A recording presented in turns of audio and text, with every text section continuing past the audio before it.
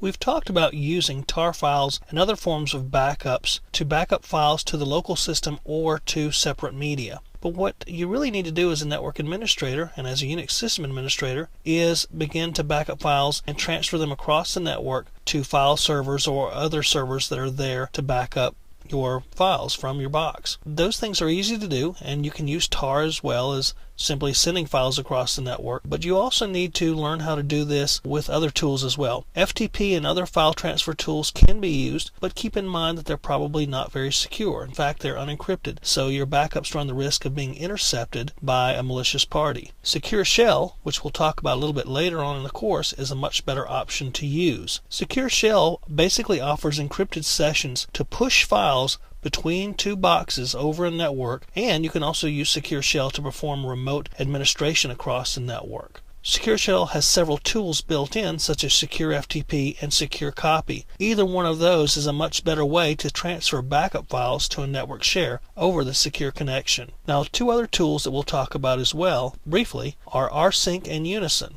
Now, rsync is a command that's basically designed to help with backups. rsync has a lot of features to it, and basically it works across the network. It doesn't just move entire files, it also looks at file sizes and runs checksums on these files. It compares local and remote files to each other and backs up only the blocks, the parts of the files that are different. So it basically synchronizes backed up files.